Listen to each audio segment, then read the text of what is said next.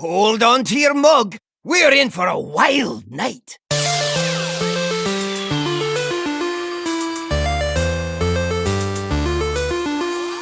Greeting, traveler.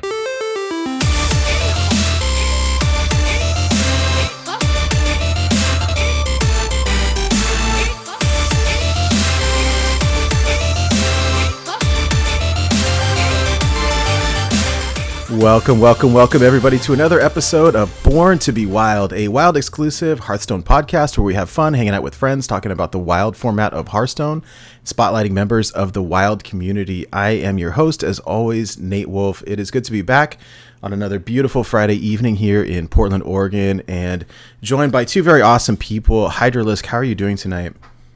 I am doing amazing. It's a beautiful day. It's been a great week. I'm really happy to be doing the show tonight, and we got a great guest tonight. Who do we have, Nate? Oh, dude, yeah, I'm really excited. Oh, who do we got tonight? I'm really excited. So, schmo. We got some schmo joining with us with this, and I just couldn't find anyone better. I'm sorry. This is kind of a. Oh wait, we're live. Sorry.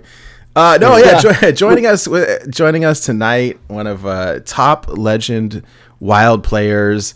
Writer for Tempo Storm, Wild Meta Snapshot, Wild League Champ for THL, and member of Alpha Flight Gaming. Welcome to the show, Rotted How's it going? I'm great, and I'm so happy to be here. Thank you guys for having me on. I'm just looking forward to chatting with you. Cool. Am I allowed to drop F-bombs? It's so we're sort of family friendly here, but if anybody swears, I'll bleep it out later and put a Murgle over sorry. it. No, You become a Murloc, so it turns out pretty cute. It's all good, right? Well, I appreciate the opportunity. Thank you guys very much. Yeah, absolutely. Super excited to have you on. For those people who are listening or watching the show who are not familiar with you, can you give us, a little bit of like an intro? Who is TheRottedZombie? How did you get into Hearthstone? How long you've been playing? Why do you like the Wild format? That sort of thing. Absolutely. Well, I am TheRottedZombie, and I love that guy. I started playing Hearthstone around Witchwood, so a lot later than people you might typically talk to who play our format.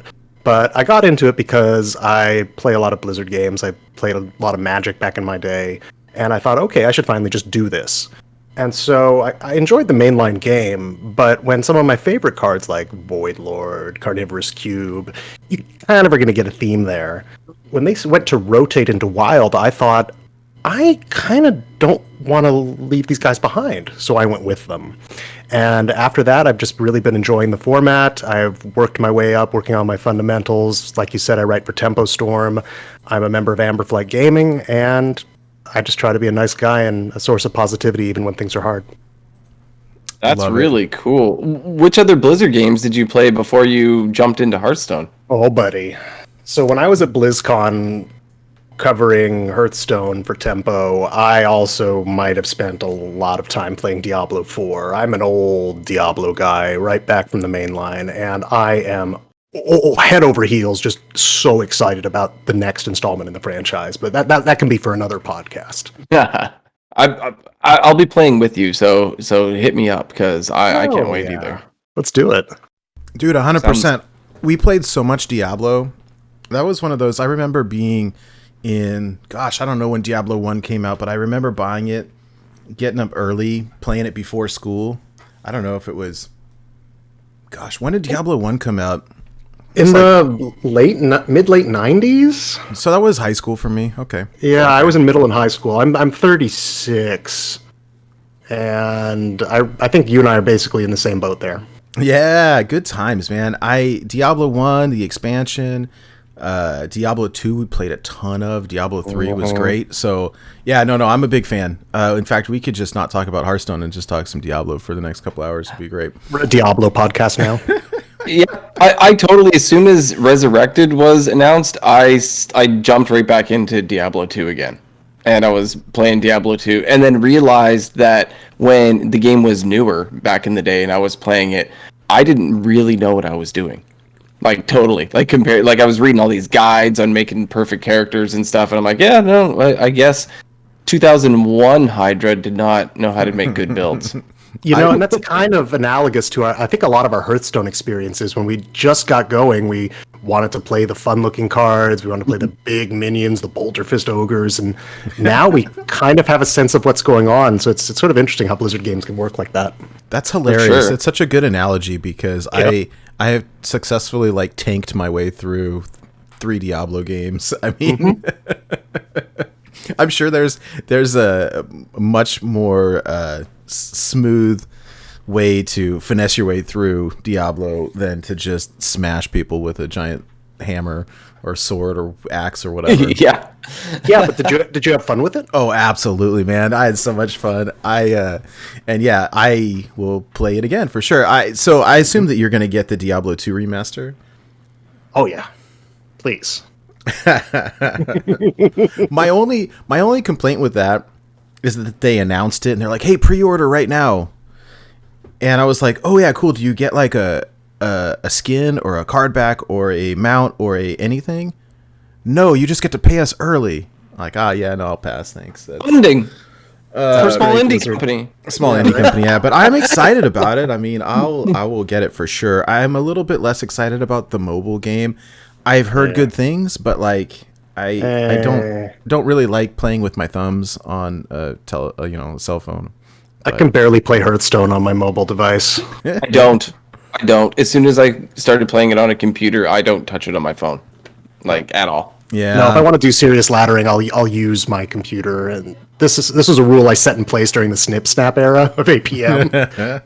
Yes. And I just hold it true to today. Well, and some of the best decks are APM decks. I mean, Mozaki and Flamewaker, and even if you're playing like Reno Priest and you're going to go off with a machine gun turn, like sometimes you got to be quick. So that makes sense. I'm telling you that Snap is the last time I think I played on my phone because it was my lunch break at work and I went out and I sat in my truck and I'm like, I'm going to learn this Snap thing. And I'm on my phone and yeah, didn't work. Did not. Yeah, no, it's rough.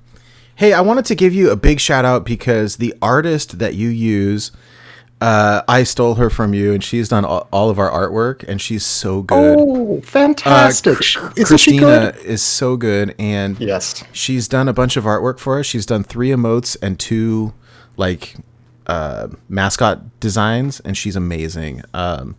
So yes, for those of you guys watching or listening, we have the same designer, and she's so good. So. And I'd recommend anyone both check her out, but check out Fiverr in general if you're looking for quality artists who are just looking to work. Yeah, I was thinking, I was going to ask you. You mentioned that you work for Tempo Storm, correct? I do in a part-time capacity. I'm the lead of their Wild Hearthstone Meta Snapshot. How long have you been doing that, and like, what sort of got you into doing that? Oh gosh, been doing it now for a year and a half, almost pushing 2 years, since well before the pandemic. And I want to say my own special merits and my ability as a Warlock player, but the answer is really Slizzle466. he was the lead when I first started writing for them, and he trusted me to bring me on to be an expert voice for them. And I'm grateful for his support and for the support of everyone at Tempo. Nice. Yeah. It's good content. I mean, we had NHL on last week, and we talked about this a little bit. I know you feel bad for us. Oh, Captain, my captain. He's my THL captain. He's so great. I love him so much. He's amazing. I give him a hard time, but he's fantastic. And we had asked him a little bit, hey, explain to us the difference between Tempo Storm and Vicious Syndicate, because one is more database, one is opinion based, but like it's sort of 2 sides of the same coin. Yes. And yeah, I don't know. We're big fans of yours, obviously. Thank you. I'm big fans of yours. Aw. Were you wanting to ask me about that difference also? I wasn't planning on it, but since it came up, sure, why not? I think NHL probably spoke well for it. I mean, you guys know what we do. We have people who are very, very good at the game, and they rely on data to review things, but also on their own analysis based on their experiences. So I feel like it's just a good marriage of raw data and practical experience, both at the top Legend and sort of up and down the ladder. Yeah. Do you? Let me ask. End. That is the end of the story. There will be no more questions. Hey, enough said. All right, show's over, everybody. That was All right. That's a wrap. Join us next week when We'll just start pilfering all the people from your team, and we get a different opinion each week. we'll just all say the exact same thing and end the show quickly. Hey, that's great. That's great. I think 1600 Dust already does that, right? In like 15 minutes, done. Oh my god! Don't get me started on Dust. I bought the whale bundle, but you were going to say something else. Oh god, we'll get into it. Yeah. So I saw for Tempo Storm, you were the resident warlock expert. I assume that's your favorite class. Yes, far and away my most played class on all servers.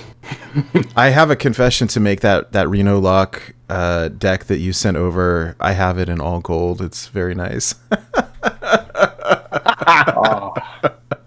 I saw your eyes roll back into your head. Yeah, We had a that was just the slightest gasm. Yeah, I do as well. I love anti-aggro, anti-combo Reno Warlock, but that's just me. That's just what I like. right. Yeah, it's been fun. So we got some special topics to talk about tonight, so I don't want to belay this too long, but let me ask one question before we move along in the show a little bit. How did you come up with your name, TheRottedZombie? I was curious about the story behind that. Of course. I mean, it's been a handle of mine since I was maybe 15, 16. And I've always liked horror films, the work of George Romero, and anything sort of pulpy and gross. And it just sort of felt natural, and I've been running with it now for over 2 decades. I like that stuff, and this is who I am. I love it. Hey, by the way, okay, since you're a fan, I have a Shudder account. I don't know if you subscribe to that or not, but I too enjoy the format. So they just pushed out, I don't know, I think it was last night, Psycho Gorman is now on Shudder. Have you seen that before? I have not, but that sounds like exactly the kind of thing that I want to be watching. It is. Psycho Gorman. So Rod Johnston was the one that told me, "Hey, you need to watch this." Oh, I love Rod. Right? Yeah, we go way back, and he goes, "Hey, you need to watch this. This is the best movie I've ever seen." I don't, maybe he's being facetious. I don't know, but I watched the trailer and it looks amazing, and I asked him, "Hey, where can I watch this?" And he said, "Well, the only place you can watch right now is if you rent it somewhere." And I said, I'll just wait. And then I saw last night it came on Shudder, and he goes, "You need to watch this right now." And I said, I just pressed play. I'm only work has been super busy for me this week, but I am about half an hour into it, and it's amazing. I recommend it. I don't know how it's going to end, but it's just freaking wonderful. Pile of guts and glory. Oh, but it's funny and sarcastic. I mean, so here's the basic premise, right? Yeah. There's a super evil demon space monster, and he is old. Right. So this is kind of this is like a, I don't know if you'd call it funny. I'm not a big comedy fan, but like, so he is like locked up by the other space people, and buried, captured inside of this like gem, and these 2 little kids like unearth it accidentally, and it acts sort of like a genie's lamp, where if you hold the gem, you are now in control of the monster. And he's like, "I'm gonna kill you guys, I'm gonna eat your brains," and they're like, "You're gonna do whatever we say, jog in place, clap your hands, go pick on this bully for me, and eat that guy's brains." Right? And he's like, he's so angry and mad at them, and they're just they think it's all a big joke. It's so funny. It's not my normal thing, but like, okay, it's pretty funny. So writing down Psycho Gorman, writing it down now. Right. Anyways. So well, I love it. That sounds great. Perfect for a nice Friday night movie with the wife. Hey, it's to each their own, but it's pretty. I'm like half an hour in, and it's entertaining. I'll say that. Good. Well, how about let's check in and see how everyone's doing. Let's see what we've been up to this week. Well, let's start with you, Nate. What have you been doing? What's new with you? Yeah, it's been a busy week at work. Where I work for the government, and it's budget time. We have next week, We are meeting with the mayor and city council and the all of the the budget committees to push through the budget, and so it's been kind of a crazy week prepping for all of that. So I haven't had a chance to, I don't know, breathe all that much, but in terms of Hearthstone, like, I don't know, I've sort of tanked my rank. We'll talk about it later. I was holding down about 500 Legend for a while, and then I started trying to learn 6J's Mozaki Mage and just tanked all the way down. Like, I'm at 2,000 right now. It's like super bad. And again, like, we'll talk about this later, but on a more positive note, the Mass Effect remake just came out, and I've been playing it and playing it and playing it and playing it. It's so good. I mean, I've played it way back when, but it's cool to play it on, the new systems, and they remastered the first game, so the graphics match the newer ones, and it's been a blast. So that, I mean, honestly, like, this is a Hearthstone podcast, but kind of talking all things non-Hearthstone. I've been playing a lot of Mass Effect, and it's been a lot of fun. So yeah, I mean, that's kind of it for me. I mean, I'm really excited to hang out with Rotted. I've gone to, like, back pre-pandemic, I've been to a handful of the fireside gatherings that Guy Grumpy put on down the way, and Rotted and I have always managed to miss each other, and so yes, we have. And so it's cool. Hey, cool. It's good to actually talk to you in person, and I'm just excited to be here. So yeah. Well, it's good to have you. Thank you. I appreciate the invite. To be on your own show. Yeah, Rada, what have you been up to this week? Oh, just trying to not tilt so hard. I mean, I think you guys know that a lot of us have been trying to figure out what our place is in this meta, and I'm no different from that. And so I've been trying to find my way along and balance being a content creator with enjoying that. And I think that can be tricky right now, but it's also all about mindset, I find. Otherwise, I'm all right. I'm okay. Sure. Why not? Hey, we were talking about it off the air, but we were commenting on all the cool toys that you got behind you. I see a couple Snorlaxes. I see some Fallout stuff. Strong Bad also. Oh, yeah. I don't know where that came from. I'm basically a large child. I think especially ask my wife; she would confirm that. I think we all are. Yeah. In some regards. Well, very good. Hydra, what have you been up to this week? Well, much similar story. We can also talk about the meta a little later, but I've been feeling things are a little stale, and I've been basically enjoying what all Hearthstone has to offer by just dipping into everything recently. So I've been going on all 3 servers and just clearing my quests, playing little here, little there. I've been playing some standard. I've been playing some duels. I noticed that a few people in the wild community have got the duels bug a bit lately.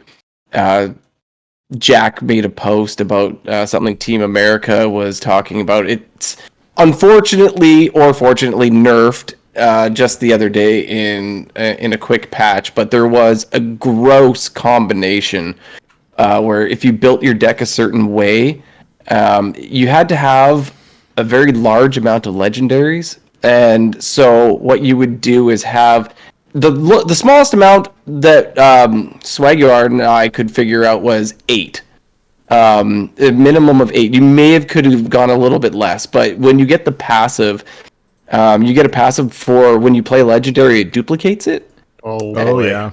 And also the other passive was to make your attack the same as your health. So you put in low attack, high health minions like Baron Rivendare, right? So Baron comes out as Baron's a 4-mana 1/7 and comes out as a 4-mana 7/7 when you play, and then duplicates itself. So 2 7/7s for 4 mana.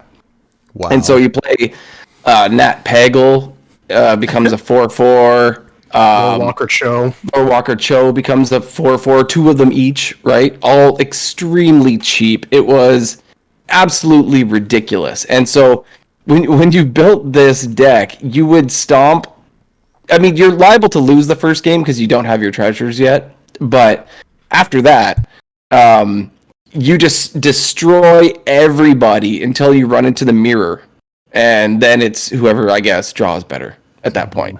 The first time I did it, I got 9 wins on my first one, and I didn't even know what I was doing. I didn't know how the deck even worked.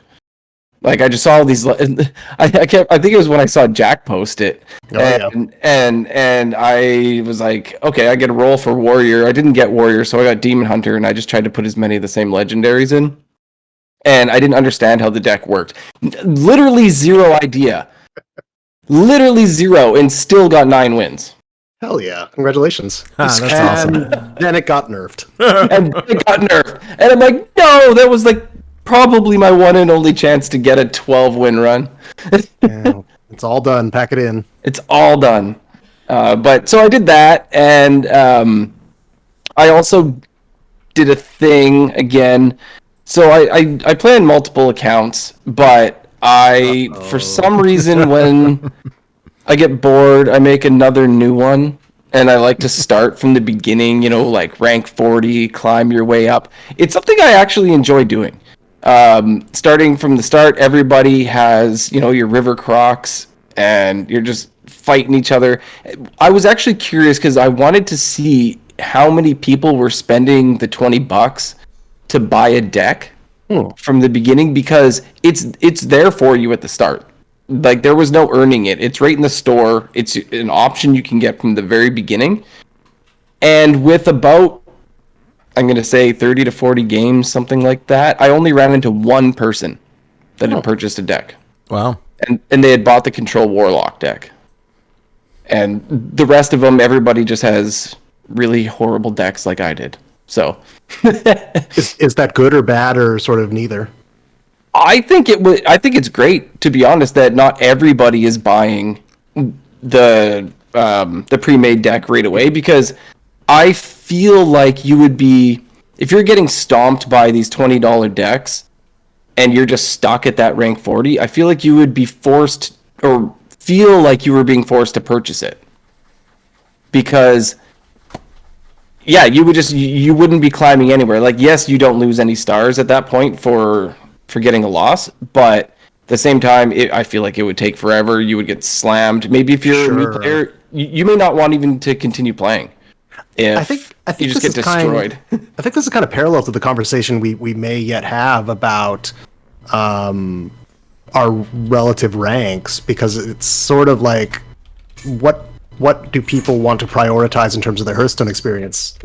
Sometimes it's just pure out winning, and so I can't fault someone for wanting to buy a deck like that and just get in on it. But I think I agree with you on the other side of it, where if someone's just getting stomped as their introduction to Hearthstone, then why would they come back? Right. Yeah. Yeah. So it's been an interesting experience so far. I've only climbed from the rank of 40 to 20 something at the moment. And the BM is real also still at those ranks. It's so funny. Someone will kill you with their Boulderfist Ogre and like emote the hell out of you. Like, you got by my ogre. What do you think? Yeah. Hey, question. What username did you end up on? We were giving you a hard time earlier so we've got so if you guys don't know, in our Discord, we've got a channel for funny usernames, and there was some gems this week. That's all I'll say.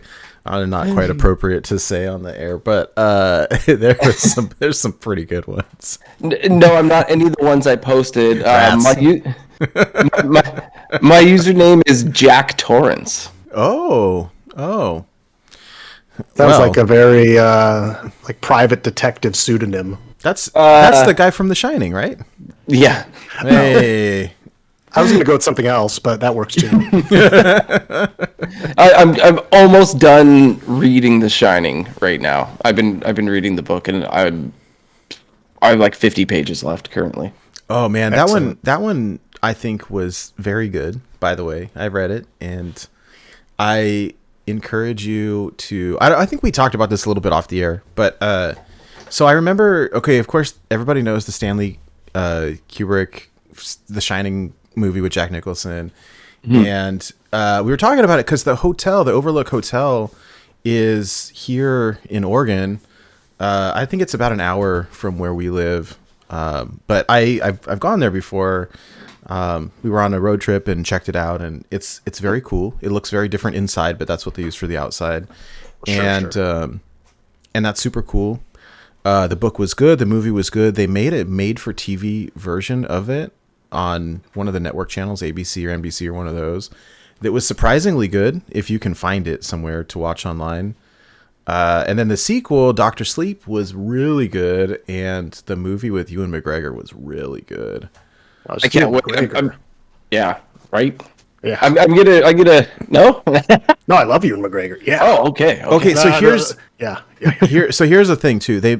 It's on, if you have HBO, it's on HBO. I don't know if it's still on HBO, but it was. There's a director's cut that adds 30 minutes to the movie, and it's right, and it's really good. Dr. Sleep? Yeah. Oh, okay. I almost canceled HBO yesterday, and then I decided not to because they told me it was only like $10 to keep it. So I'm like, okay, I'll keep I don't know. I should check and see if it's still on. But the director's cut big addition. Yeah, it's a lot. I mean, Yeah. I was surprised that that's a lot of content because usually it's 5 minutes or it's a deleted scene or something. But Did they? I guess I shouldn't ask, but I'm almost curious if they cut a plot arc or something. Well, I'll have to watch to find out. Yeah. Oh gosh, I don't think it's on there anymore. I don't see it here. I'm looking at the other monitor, but I can rent it somewhere. Yeah, there are ways for me to find it. something. But yeah, so that's basically been my week. I was getting a little bored. I didn't know what to play. I've been looking for something fun for me. I've been looking for more of a combo style deck to play, but in the meantime, I started a new account and having fun starting over again. And yeah, that's basically what I've been up to. I haven't done much else than that. And there's a deck that I want to learn that we'll talk a little more about lately that sounds like it might be pretty interesting.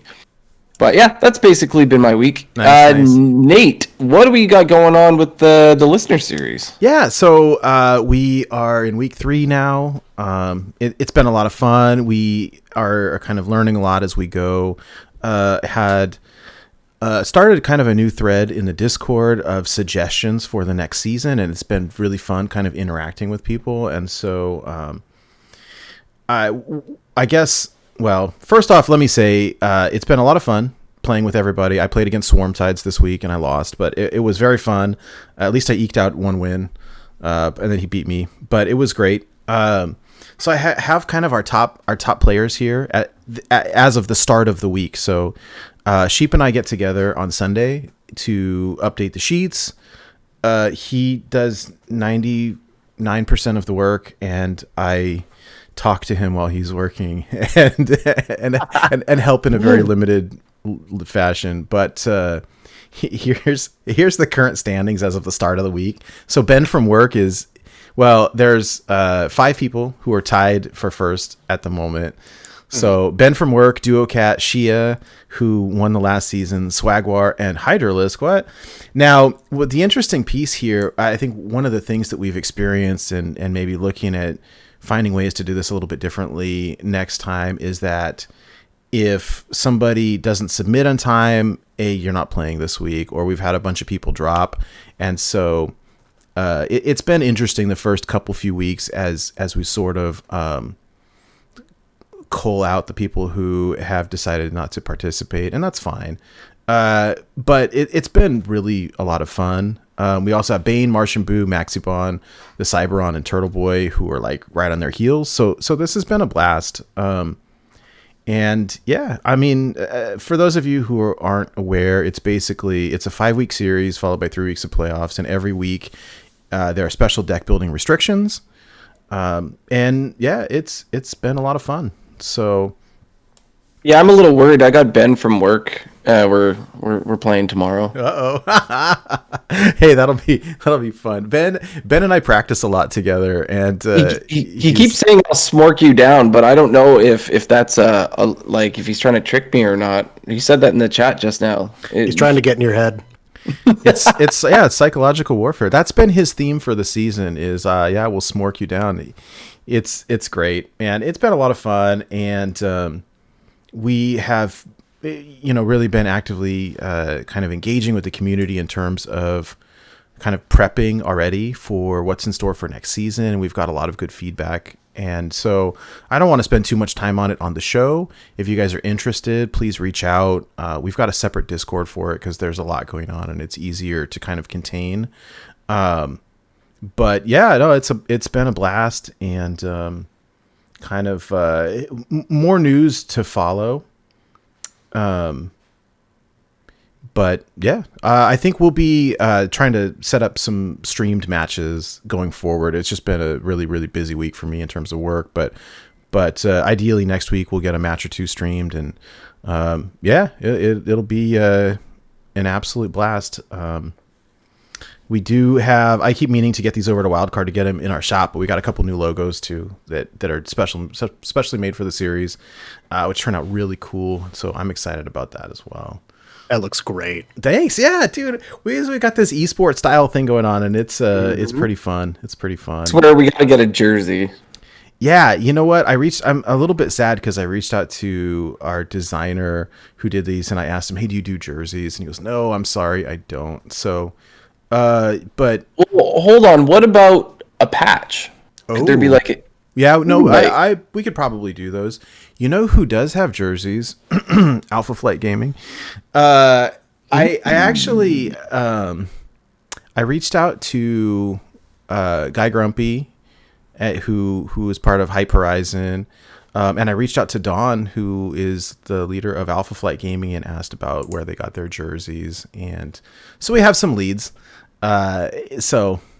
Good luck to you. Hey, thanks. The problem is they're expensive, and so that's the sort of rub. And what Guy Grumpy told me, I mean, I'm sort of going down a rabbit hole at this point, is that when you do these, you gotta order them in bulk.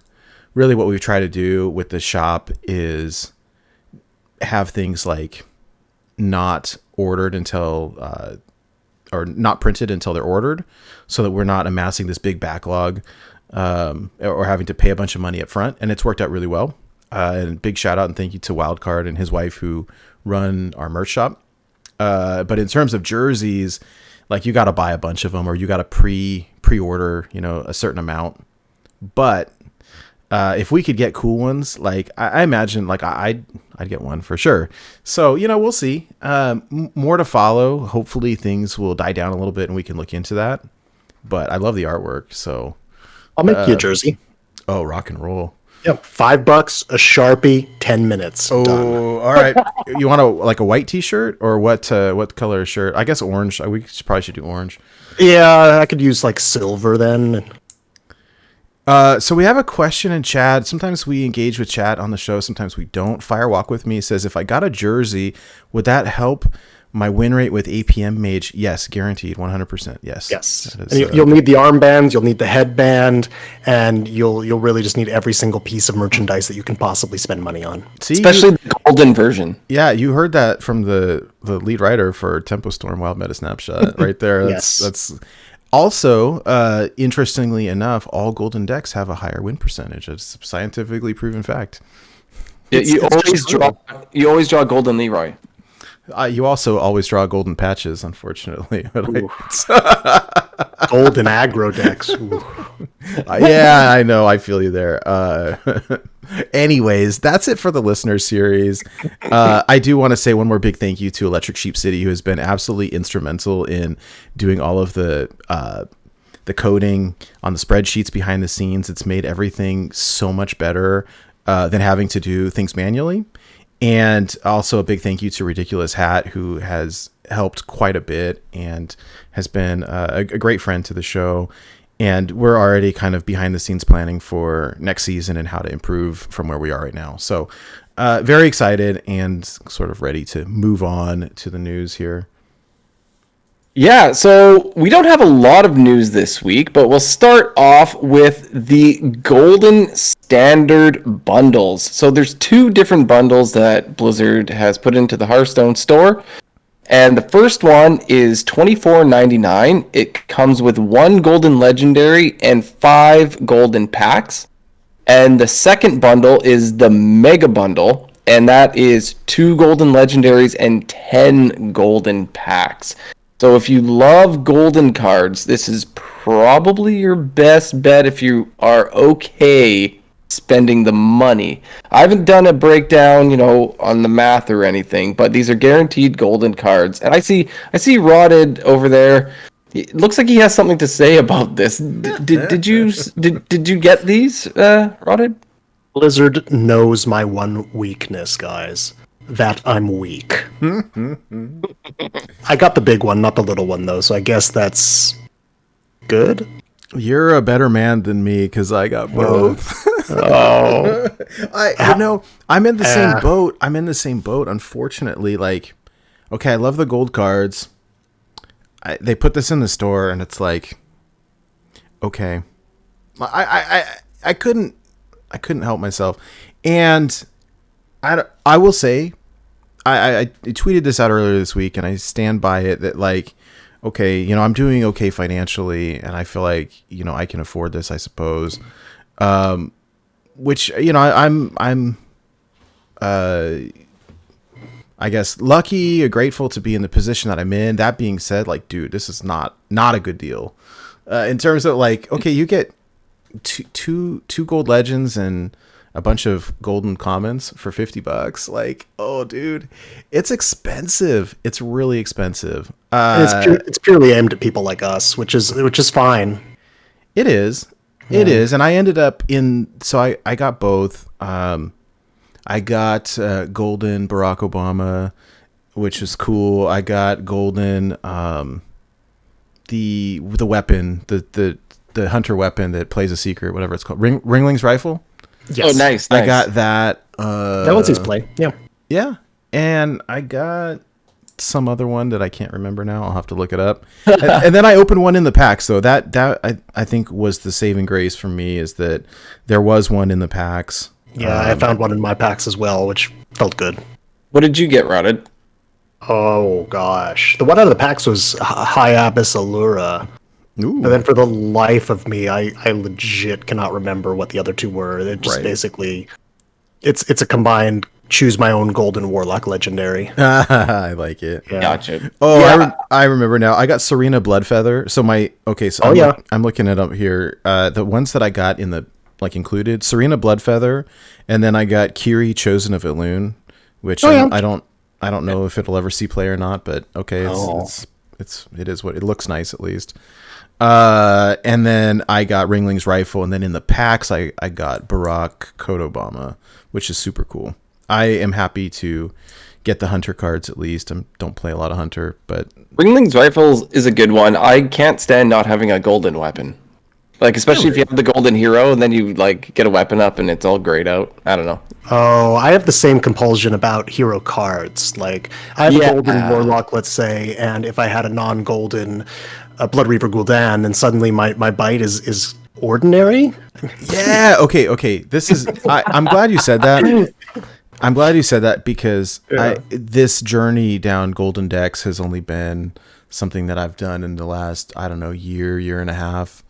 Maybe something like that. Anyways, but what I used to do was I had for a long time I've had all 9 golden heroes, and I was of absolutely the same mindset, right?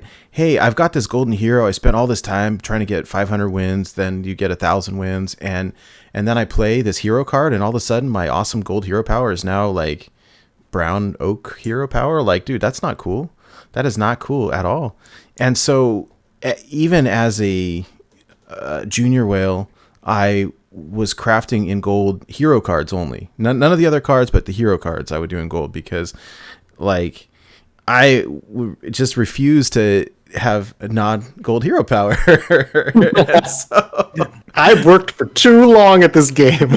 Yeah, I deserve to play pay Blizzard more money to show them just how much I care. God, that's the sad truth right there.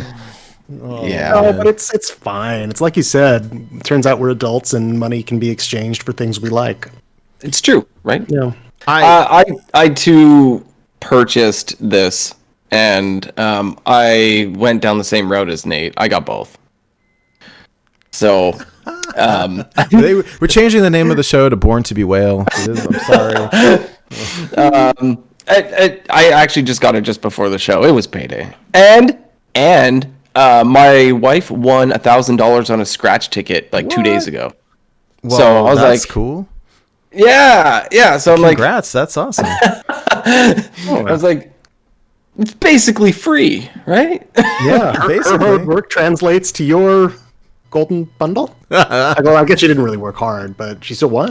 I drove her to the gas station. So where's your cut? Exactly. I mean, the whole thing just went in the savings account minus some gold packs. So what did you get? So I got, as the ones that they give you right off the bat, I got Keymaster Alabaster. Ooh. Which is pretty cool because I like gold cards that make other gold cards. And I got Sage, the Secret Mage one. Oh, dude. All right. Yeah, that's a good one. And Dr. Krastenov, the 5-mana 4/4 rush guy who makes your weapon bigger. Hey, as an aggro player, I bet you like that. And we played it in Odd Rogue for a little while there. And, I haven't played that card in a while, but I know Rotted cringed at the gold and aggro decks. I have lots of them. No.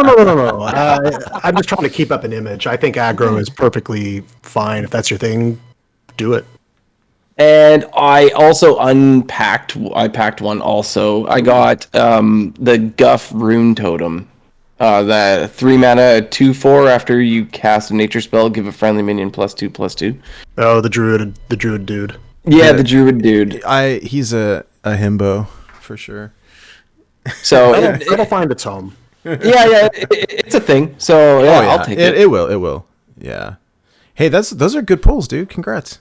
Yes. Yeah. No, I'm not disappointed. I mean, like you said, you're an adult. I'm an adult. You can buy what you want, and I got some good stuff. So cool. And yes, it does bug me when I play a deck and there's like 3 cards that aren't golden, and then I just goldenify them anyway, just because. So the more goldens I get, the better, because I like the shinies. Yeah. Also in news, we have the Sparkles card back, which is back. So if you did not pick this up back in February 2018, that's 3 years ago now. So if you missed that, it's in the shop right now for either 500 gold or $2.99. Nice. These most of them, like, I collect these, and I have this. I've had a couple of them, but there have been a few that I've grabbed, a couple now since they've re-released them, just because I appreciate having the cosmetics in the game. I'm glad that they've started bringing these back. Yeah. So yeah. I thought it was pretty interesting this week. I was not expecting it, kind of out of nowhere, that their Hearthstone Twitter account was boosting Sun Glitters and said, "Hey, everybody, cool. Tune into her stream, and we're going to give away a bunch of these card backs." I was like, "Wow, that's cool." That was really neat. And I had responded to that, and she replied and said, "Hey, wow, this was a really great surprise. Like, I didn't know this was happening, and this is super cool. Thank you guys." And I thought that was really neat. That was pretty cool of them to do. So I feel like they're getting, I love that they're engaging a little bit more with the community, and I feel like, ever since the kind of debacle with the last Invitational, they've been better in terms of representation. And so to see them do a little, boosting someone's stream is super cool. So that was great. That's basically it for the news. I think we are all out. There's not a lot. We're waiting on the mini set announcement. I feel like we're in a bit of one of those lulls right now. Meta, even though we've had some nerfs, is feeling a little bit stale, but that's got to be coming, probably an announcement of an announcement at some point in time. Right. It should be soon. You guys think they'll say something in the next week or two? Probably, like at least some kind of announcement. Yes, because I believe, aren't we expecting it to drop in the first few weeks of June? Yeah, I think So so. I would expect next week we'll get more concrete timing for that. Yeah. And perhaps the bundle announcement that we can pre-order. Yeah. Just Because it's in their interest to have us pay them, so come on. right. Take my money. All right, so switching gears a little bit then, since there's really not much news at all to talk about, I wanted to bring up the kind of meta reports like we were talking about earlier. We talked to NHL last week, and a little bit about how the meta snapshot is created. But since you're sort of in charge of it all, I was wondering if you could give us a little bit of insight. How does the team work together? Who's in charge of what? Any sort of special insight that you could give us would be really interesting. I guess some kind of behind the scenes action. I don't want to get you in trouble, so don't say No. Don't share anything proprietary. But It looks like Hydralist could care less. He's just abandoned his seat there. he's back. I'm giving him stuff. You see me hold myself off there? That was pretty impressive, I will say. I have a 5-year-old. I'm good at stopping just short of blurting out whatever. Right. Yeah. I mean, obviously, I can't go too in depth into how we make the sausage, but what you see is what you get. Each of these individuals here, I think myself included, has performed at the top levels of Legend in the past. Some of them are there right now. Others, me, are slightly lower. But we all can forgive you. Yeah, right. It's hard out there right now, unless you want to play Dark Lair, but I'm sure we'll get to that. We all have our areas of expertise, but practically we can all write about a majority of the decks in the format because we all play so many games, both facing these decks and playing as them. And so we get together every couple of weeks, we talk about the position of the meta, we review data, and from there we start to assemble and write and produce something that we can then share with the community. Very cool. Yeah. Yeah, I'm a big fan of it. It's been really beneficial. One of the things that we were talking about with NHL last week was not only is there decks there, but then you guys sort of get into the matchups, you get into how to play it, you get into some tech choices. And so that seems really beneficial to me. And as someone who, I've hit Legend consistently every month now for a little over a year. And I'd hit once a long time ago and then like, okay, cool, I did it. Now I can hit Diamond 5 or whatever every month. And I've done it now consistently for over a year. But for a long time, I guess before I had improved somewhat as a player, what I'm getting at is it's very easy to net deck, right? I can go to Tempo Storm, I can go to HS Replay, I can go to Vicious Syndicate and pull up a deck list and copy and paste it. But like that doesn't teach you how to play it, right? I mean, a good example for me is like Hand Buff Paladin is like easily a tier 1 deck. I can paste in the deck code. Like, dude, I have no clue what I'm doing with it. Like, okay, I mean, I know how to play cards on curve, but like, dude, I'm a filthy Warlock player, okay? I don't know how to play this deck. And so reading about it or watching people play it can really improve, I think, your abilities as a pilot. And one of the things that I really appreciate about your Tempo Storm snapshot is that you guys kind of get in depth on how to play this deck and what the card synergies are and what the matchups look like. And that is invaluable. So I just want to say thank you, I suppose. And you're welcome, I suppose. I look forward to it every single time. As soon as it pops up, that's the first thing that I look at. Thank you. Yeah, we try. And it's hard sometimes because the data doesn't always purely line up with the deck's potential strength. I mean, take something like Dark Lair, which I think most of us would agree is insanely powerful in the right hands, but in the wrong hands, it's just a recipe to tapping yourself down so low that an aggro deck can finish you off lickety-split. Yeah. It requires a finesse that you need to have practice to get there. And we can give people the tools and lists, but ultimately it comes down to repetition and just getting in attempts with something like that. Yeah. The same could be true for Flamewaker Mage and other APM style decks that Obviously, they've been nerfed, and we can talk about that at your leisure. But it's not always the most clear, like how to best pilot something, or if a data indicates something should be lower or higher. We can argue this till cows come home. Yeah. Oh, for sure. I tried to learn to play Dark Glare by myself, and I was not playing the deck correctly. I actually did some co-op with a previous guest that we had, Glare, on the show before, and It's in the name, yeah. yeah, and he was telling me like, no, like don't do this. I'm like, but are you sure? Yeah. Just listen to me, okay? Well, yeah, I agree, and I had talked to Gold Daniel about it as well, and he goes, "Look, this deck is not. This is something that's really difficult to coach. Like, if you're going to learn this deck, it's almost easier to watch somebody play it, and then we'll talk about the turns after, and we can explain why we did what we did. But like, there's a lot of thought behind it. There's a lot of math going on. There's a lot of APM." For those of you who don't know what I mean, it's what is it? It stands for actions per minute or something like that. And really, what we're talking about is, say, Hearthstone turn, you've got 90 seconds, and how many things can you do within that time frame before the rope burns down? And like, there is a lot of kind of micro decisions to make, and that's a tricky one for sure. Yes, and there's also a difference between playing something that's strong like that to a top legend position and just playing it successfully, which I think is there's a very thin line there in terms of like how we discuss that and how we appreciate that. But you can play a deck, I guess, technically suboptimally, but still not be bad at it, if you sort of get where I'm going with that. Well, I do, and maybe this is a good Yeah. maybe this is a good segue, because what I sort of wanted to ask about or talk about a little bit is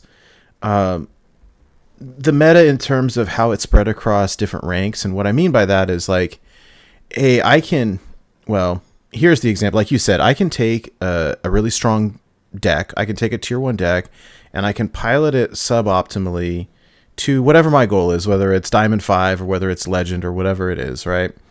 And I hit Legend with it, and then there's clearly a cutoff point between like, okay, I've been like a 10-star gamer now for 13 months in a row. And like, clearly I see this very large distinction between like the 10xers and the 11xers. And like, I have dumpstered myself so sufficiently in Legend that like, I don't know. It's just really interesting. I've been trying to play Mozaki Mage over the past week, and I'm sitting at like 2,000 Legend right now. I started out the week at 500, so you can see what I did to myself. But so I guess I'm not speaking from experience, but knowing people, right? That in this top 11x pocket, you're going to see these tier 1 decks, people playing very optimally versions of Hand Buff Paladin and Dark Glare, and probably some Reno Priest and whatever else the top tier decks are. Yes. And sitting over here at like 1,500, a 2,000 Legend, dude, I am seeing the jankiest janky decks that you can't play around.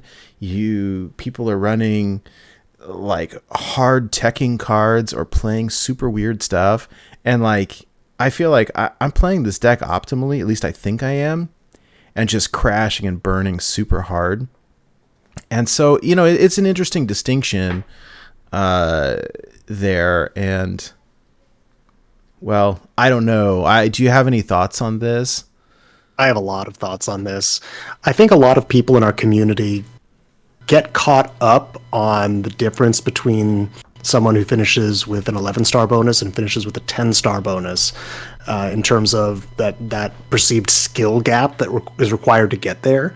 And it's true that there is a lot of grinding, skillful grinding that is required to get over that hump, but I don't realistically think the gap is all that great. And And I think you're right in terms of like you're playing a decent meta deck down in a position where you're running into all sorts of stuff. People are just trying to have fun and experiment. It's going to be hard to play around that, and also you'll run into like people trying to grind with hot aggro, and you might get punished because of it if you're still learning something. I think I was trying to make a point there, but I sort of just wandered off in terms of my opinions of 11x versus 10x. But Nate, you're basically stuck in what they used to call the rank 5 hell, right? Oh, yes. Oh my god, yeah. We've all been there. Yeah, at that point you get there and you're trying to climb and people are playing, because I used to do the stupid, let's play, the second you get to rank, I still do it. That's my favorite thing to do, is hit D5 and then just play something stupid. That's my favorite thing to do in the game. And like, I have not made a push in ranked in a long time, because I run out my stars, I hit the D5 floor, and then I just have fun. Yeah. Like, to me, that's where I find the fun is exactly. doing that there. And there is nothing wrong with that. I think that's probably a lot more healthy, honestly. So I will shout out one of our good friends, Schmoopy Daddy. When we talk about skill and legend and everything, like, this dude hits day 1 legend almost every month. I would say an expert in secret mage, and day 1, day 2, day 3 legend always, and then just memes out, doing all the achievement decks and just having fun. And we see all of his deck posts and screenshots and stuff in the Discord, and I'm jealous because he looks like he's having so much fun. And he's checking off all these accomplishments in the game, and he has sufficiently tanked his rank to where he's playing people at Diamond 5, and he's at, like, I don't know, like the dumpster of dumpster legend. And it feels bad saying dumpster legend. It's a bad term, right? But like, it's what it is. It's what it is. And here we are getting rolled by Dark Glare, and I'm like, why? Why am I doing this to myself? Yeah, no, I think it's more healthy. Like, so in the back of my mind, like way back when, years ago, there was always this goal of like, I want to hit legend super bad. And then I finally did it. And it was way back before the rank floors and all that stuff. And so I'm proud of that accomplishment. It was a super grind. And now it's like, okay, it's just a thing. And so this new goal in my brain is like, oh yeah, I want to get 11x. But you really have to grind super hard for it and play very optimally. And so I started asking myself, like, is it worth it? Like, especially right now when the game is not super fresh, and I don't know. I almost think the answer is probably no. Like, dude, I can hit legend within the first week playing relatively casually, and so I know that I'm a good enough player, but it's this like psychological thing of like, oh, well, I'm not really good unless I'm 11. Yep. And I don't think that's super healthy. I recognize that. I'm sort of in a conundrum. I suppose there's some emotional intelligence in realizing that, but like, I don't really know what to make of it. We can realize it, but do we actually internalize it? And I've been stuck on the other side of that equation. I've had 11x now the entire time that it's been around, and I've been like slowly backsliding because the kind of decks I really enjoy to play are not like the tier 1 decks. Like I'm a Reno Warlock guy, and that's like tier 2, tier 3, especially since it gets punished so hard by Dark Glare, the best deck in the format. Yeah. And so I'm like, sitting around like 400, 500 and thinking like, okay, how much do I need to grind in these final weeks so I don't lose what I've already had? And so it sort of makes it a very negative experience for me, because unless I'm winning or at least holding position, I feel like I'm wasting something a little bit, and that isn't a healthy mindset. I don't think. Yeah. On the same, not the quite same level, but a similar feeling that I have with playing on the different servers. I usually, like I said, I like to hit my D5 and then have fun is more of my thing to do. But what I've done is I've made myself have to do that on the 3 servers. And so there was a month where I didn't maybe it was even 2 months where I didn't on Asia. I kind of like left it alone and it dropped down to a 7 or 8 star. And I'm like, no, what have I done? Right. And then, like, it then you feel like you've lost something and then you have to work your way back up. Like, it's really been instilled in me anyways to, like, now that they have these star bonuses to maintain them. Like, I know that if you take a month off, you're usually fine. But, like, I feel like you got to keep it going. You got to keep it going. Don't lose those stars, right? And so for me, like, I'll do it on the 3 servers and I have fun, but I think that's another reason why I don't really make a big push on one server, because I balance them all. And I mean, that's what I like to do, that's what I choose to do. But I do feel that that need to at least maintain that star bonus that you do have and not drop back, because you have to reach out and it makes it a grind to get it back. Even though if you really think about it, like, the way the game used to be is you got 1 star per win anyways. Yep. Like in the old system. So it's actually not that bad if you just put yourself in that mindset of how the game used to be, right? But we're spoiled with our stars. We're spoiled with those stars. Well, and that's part of it. An 11-star bonus makes it really, really insanely easy to hit Legend on day 1 because you're just cruising through. Oh, dude, I remember seeing it for the first time, and I don't, maybe it was, I'm good friends with Blue Train, and I remember he hit Legend with, or maybe it was somebody else, I could be wrong, but it was like a sub 50% win rate, right? Yep. It was a 45% win rate. I'm like, how is that mathematically possible to hit Legend when you're losing more than you're winning? Like, that's crazy. And yeah, it was him. Okay. And I part of me is like, that's incredible. And part of me gets jealous because I have to work for it every month. But there's fun in it, you know? I mean, I still get that, like, adrenaline rush when you hit your final boss, and I will say, you know, that part is enjoyable for me, and I'm stuck where you are, especially, like, my favorite decks, like Reno Priest and Reno Warlock, and Q Block is my all-time favorite. Oh, and, like, dude, the deck is just, it sucks right now, and it feels bad. It's not good right now. It's not. It's not. I was playing a version last week that Mentalistic put together, and it was running like double birds and double dirty rats to try to tech against everything. And, like, that's what I've been trying, and it's just not working. It's not, unfortunately. No. So I don't know. The game is at a kind of a weird spot right now, and I don't think that the nerfs really touched Wild all that much, aside from making Hysteria worse. And making Handbuff Paladin slightly worse, I guess. The Crab Rider... The Crab Rider is significant. It was significant. It didn't touch Darkglare, which, you know, is very good. So, I don't know.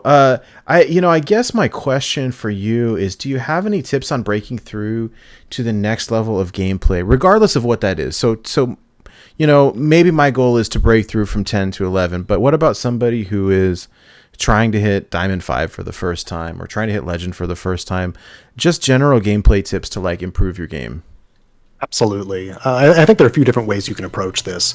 I think first and foremost is to identify a couple of different decks that seem to be meta viable. They don't have to be the top tier decks, but something that you could enjoy playing that has been carried by others to decent places, and just getting in repetition with those decks. I know one thing that a lot of us fall into the trap of is if we have a couple of bad games with something, like we hit some bad counters, we switch decks. And that's one of the worst things I think people who are looking for that consistency, one of the worst things that they can do, because they'll just end up in a cycle where they're just bouncing all over the place. They're not getting into a rhythm with anything, and as a result, they're just sort of spinning their wheels at, you know, the equivalent of Diamond 5 again. Mm-hmm. At the same time, I think turning to streamers and friend groups is an underrated aspect of this. I mean, yes, you know, we all sort of watch the people who play. But one thing that I found that really helps my play is working together periodically with groups of my peers and co-oping.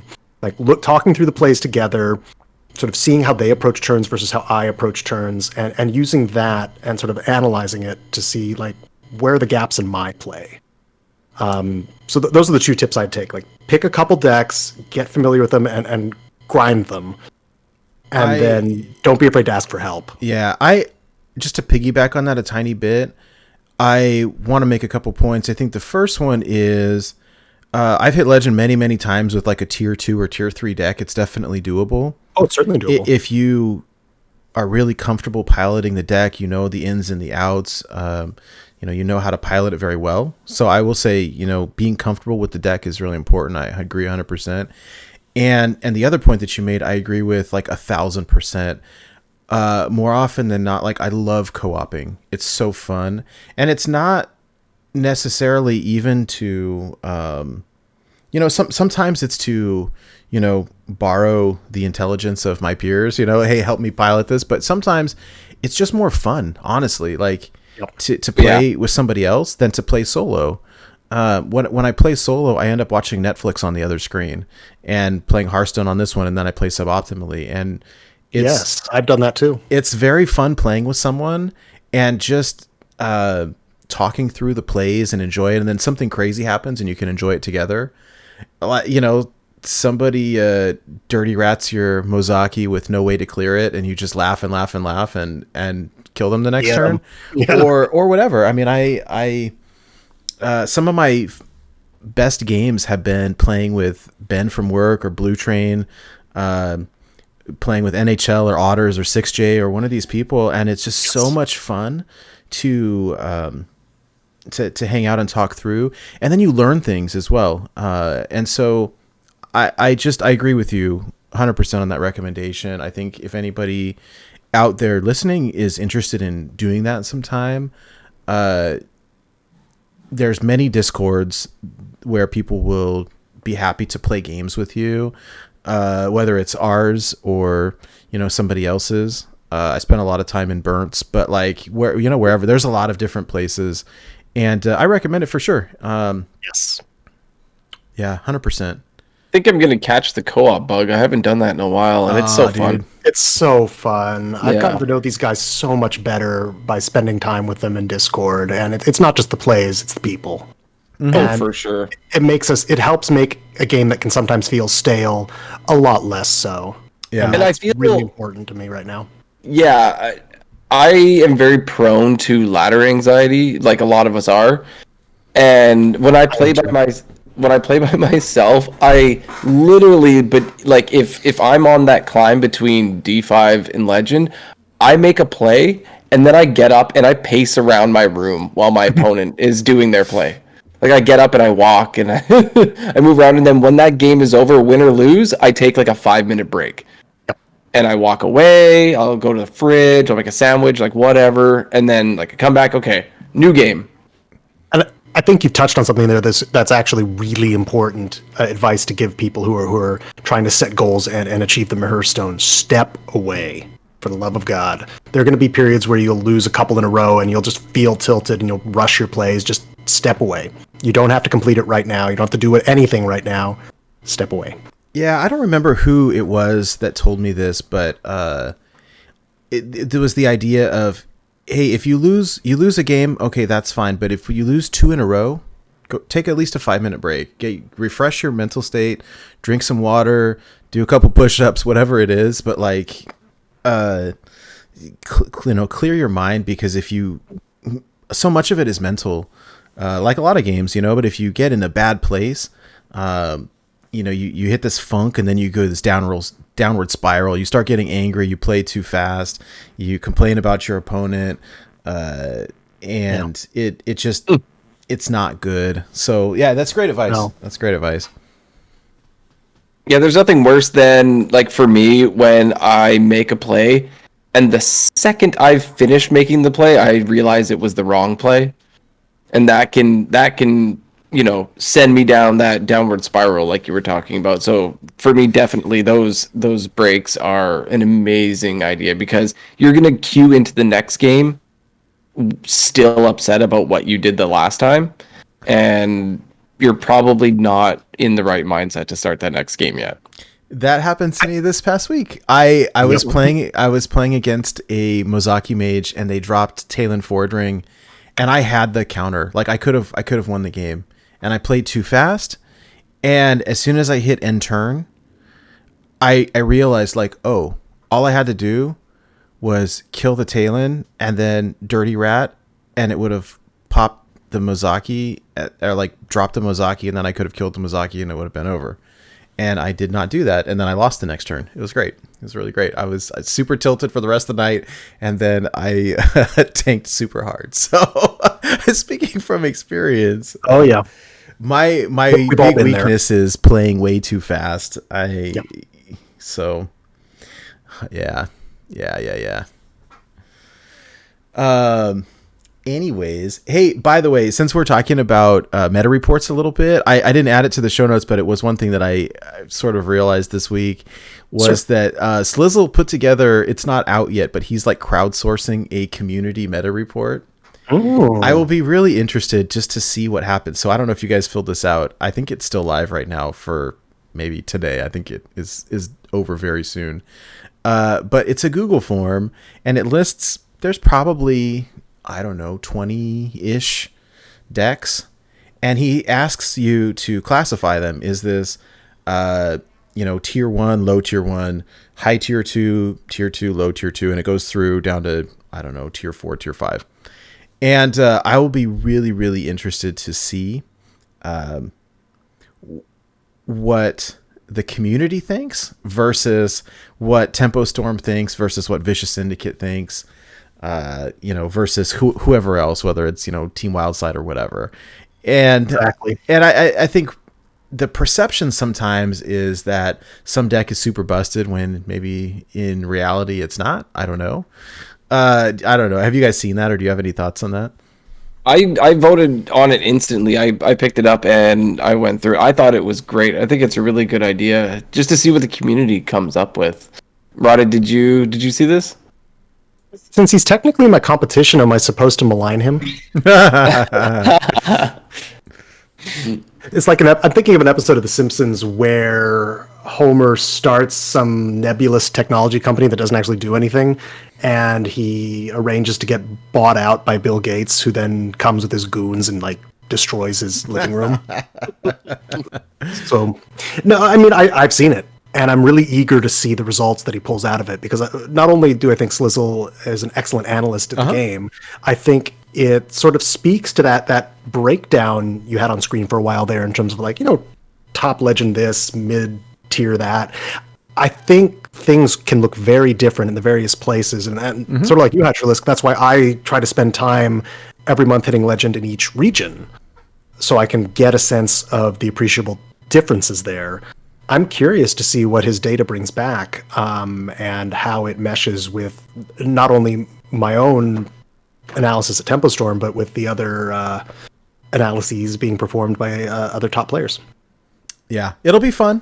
And I'm curious, because this is a community perception, what does the community at large think versus, the different, like, what does Tempo Storm think and how do they compare? I'd just be very curious at the results. Not that one is right over the other. This will be a very fun social experiment, I think. I think so, because I know that, here's an example that I think is an interesting one. A lot of people in Standard really, really don't like the game experience for Ticketus. Right. However, the data does not bear out that the card needs an adjustment because the win rates are sufficiently low. Right. So where is that line drawn? And, how do we take into account opinion versus, data fact as to whether or not something is either busted or just not good? Like Elucia at her current state. I don't know.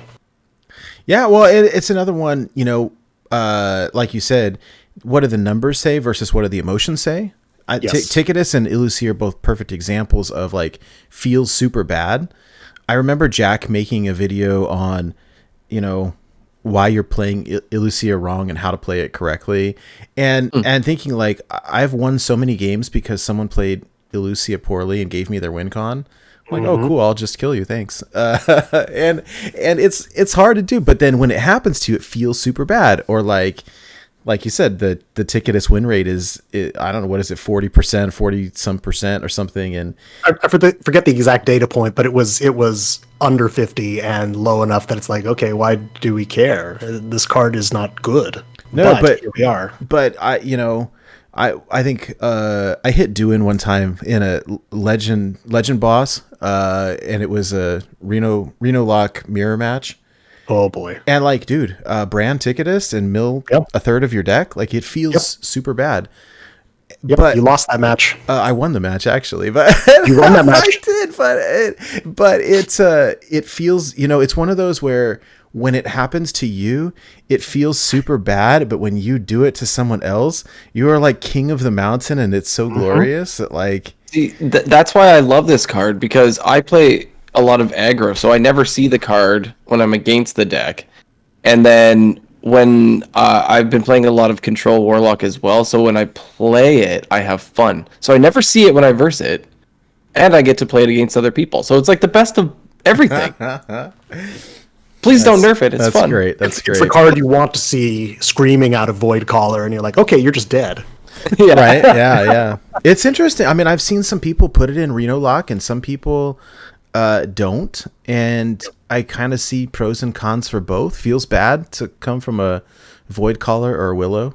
So I see, As a guy who plays a lot of Reno Lock, I see it as a conquest specific or pocket meta specific tech when you're looking to face decks that are slower and that you're gonna arguably need to mill down. But against aggro, it's just no, absolutely not. Yeah. I want Willow in there every day. I want Ticketus on the bench. Yeah, I mean, I remember when the meta was very, Reno Priest, and we started running Grizzled Wizard and Finley in all of our decks to like steal the hero power, and Ticketus to mill the card. And I was like, well, how else are you going to win? And I just don't think it's needed at the moment. But anyhow.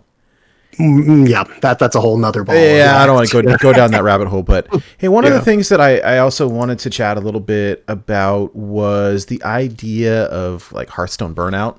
I think we're all sort of there a little bit right now. I mean, we're at that weird place between metas where, like, okay, this set has been out for a while. We're all anxiously awaiting the mini set, and the meta is a little bit stale. We had nerfs recently that didn't really change the wild meta very much at all. And so I find myself personally like, okay, I'm logging in, I'm doing my daily quest. I hit legend really early. And so what is my motivation to play now? When I could go play Mass Effect and have lots of fun, or I could try to grind out my 11 star bonus and dumpster myself. And then I get in this funk like, well, why do I even want to play? I'm just kind of done with it. And I don't know. It's been weird lately. So I'm kind of curious if either of you have thoughts on, what do you do when the game is feeling a little bit stale? You can go first, Rotted. Sure. And I think we've all been there. And like you say, we're hotly awaiting what's coming next for the mini set. But in the meanwhile, unless you're some nipple rubbing degenerate like Daniel, wait, excuse me. I mean, nipple rubbing degenerate like Daniel. Well, what I mean by that is, unless you're such a fan of Darkglare that this is your place, or if you found a counter that really works for you, like you're in a pocket and you can play Odd Warrior and somehow love it, that's fine. But for the rest of us, it's about pacing and balance, and I struggle with this a lot, like I imagine you guys might be. I want to set reasonable goals and feel good about them, while also recognizing that this is both kind of a job, but kind of not for me. So I'm in that sort of awkward middle ground. Like, I need to write about the game at a competitive level and get paid to do it, and also, maintain some level of stream content creation. But it's a game at the end of the day, so shouldn't I be enjoying it? And I mean, I am a lot of the time, but those times I'm not. I think that's okay, and you just gotta, like when you have a bad beat a few games in a row, just step away take a little time, refresh yourself. That's the only advice I've been able to get that to work for me. Come back with fresh eyes a few days later, and try something new maybe. Yeah. I don't know. Still a work in progress. I mean, I don't know what works for you, Hydra. I know you were saying earlier in the show that you had started up a new account to kind of start fresh at the top of the ladder. You see some different things, and I will say on that point, your meta at rank 40 is very different than your meta at Diamond 5, right? So it definitely is. And for me, this is not the first, second, third, or fourth time I've done this. This is probably around number 5 of making a new account and starting from the beginning. And why do I do it? I think because I love Hearthstone, and I continue to enjoy playing the game, but I get sometimes just bored of what I'm currently doing in the game, right? Like, I could push and I could play top meta decks, but I don't want to, right? Like I don't want to play these decks. And you know what? Another thing is, I think I should take more advantage of Classic as well. Because I was watching Martian Boo a while back playing Druid, and I took what list he was playing, and I mean, it's the whole Force Roar thing. And I started playing it, and I was having an absolute blast, and I need Druid wins right now. And so I just, I like to look at where I'm at, realize, if I'm not having fun with what I'm doing, if I don't have fun trying to push for a new rank, why am I doing it, right? Am I forcing myself to do it because, if I look over in the bottom left corner and I click on my friends list and everybody's in top 100 Legend and I'm not, right? Am I trying to always, have the same rank as my friends kind of thing? Is that why? Right? That doesn't seem healthy, playing the game just to make sure I'm where everybody else is at. Yes. Right? Yeah, having someone else's goal be your goal. Yeah. And so I feel that, one of our really good friends of the show, Wildcard, he has been he's like, I don't even care about my start bonus anymore. I think he said he's down to 8 or something like that, and just having an absolute blast. Right? And I feel like that's something that is a smart move, really. The guy is having an absolute blast playing the game, and he's not concerned about where he's at. And I think if you're not having fun, then play the game in a way you can have fun. And if right, sometimes I will hop into duels, or I'll hop into battlegrounds, or do the whole new account thing, and I just have fun. I don't want to feel forced to keep up some sort of a reputation, or whatever it is in the game that I love, when it's not really fun to do so. Get out of my head. You're right. No, but it's interesting that you say that, because that's exactly where it falls for me. I mean, I sort of feel like, hey, we're running this show, and so I have an obligation as a content creator to be good at the game that we're talking about.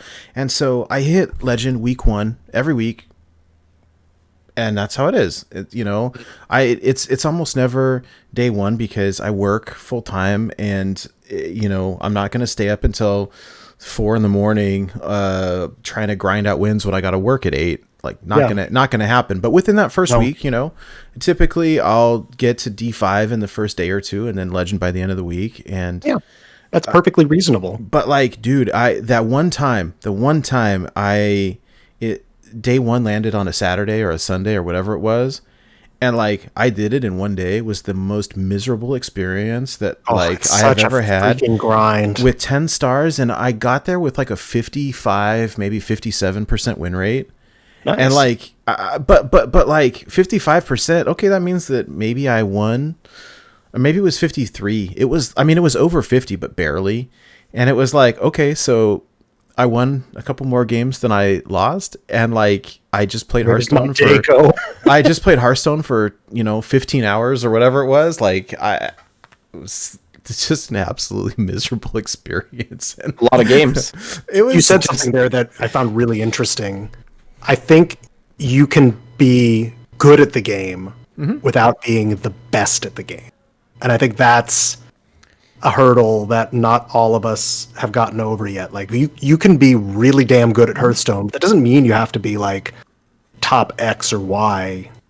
You can still be really good. Yeah. Yeah, that's true. That's true. And I always get jealous when I see somebody hit like Marsh and Boo hit Legend with Reno Death Rattle Demon Hunter. I was like, what?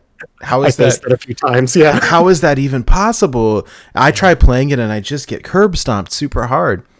And so I don't know. I guess this is a roundabout way of saying I think it is probably healthy to have fun with the game more than it is to try to prove, how good you are or whatever. Yeah. In my mind, like it's more fun to win than it is to lose. Mm-hmm. But if you're playing fun decks, you're probably going to lose to like the meta decks, right? If I'm playing my janky super fun deck, like I'm going to lose to APM Mage. It's just the reality of it, right? And so it discourages you in some regards to play the fun stuff. And so what is the balance there? And that's a little bit tricky. Yeah, or even the relative power level of something that's viable but lower tier, it's gonna get crushed more often than not by stuff at the top of the Druid or something like that. Well, I'm gonna lose more games than I'll win against some of these top decks, and I don't know. I mean, I guess that like when like either you're in diamond, you're in silver, you're in gold. Maybe if you love playing Jade Druid, maybe you can be comfortable sitting in platinum or gold and playing Jade Druid the whole time, right? I mean, that's not necessarily the best example. You can get to Legend probably with it, but it's just like, I see your point is exactly correct. Like, and I guess that's where you see, I don't want to say more meme streamers, but people who play more creative, like interesting wild decks, sitting at the bottom of Legend, sitting. Hey, we're back. Hey. Sorry about that. Oh, that's okay. Sometimes Comcast doesn't want us to record, so I know the pain. I was talking to Ridiculous Hat the other day, and he was saying that he was getting Google Fiber, and I was super jealous. And so I checked, and they are definitely not available in our area. So I had Comcast for the longest time, but now I have some fiber by CenturyLink, and it's been reliable for as long as I had Comcast. It was just awful. We're in relatively similar area here in the Pacific Northwest. My two options are Comcast, and then this new company called Ziply that took over. No idea what that is. They took over one of the other like local agencies, but like it's not good. Whatever it is, it's not. I mean. And so I pay Comcast for the best internet that they provide, and it's not very good, unfortunately. No. My sympathies. Yeah. Slizzle also had issues. I think it was today or yesterday, where his wife was trying to do a Teams meeting while he was streaming, and I guess his stream was like shutting down her work meetings. Oh no! I mean. Priorities. So she can stop her meeting and Slizzle can. I think it probably went the other way then. Yeah, I believe it did. He opted into the good internet. He said he was upgrading. Well, that's smart.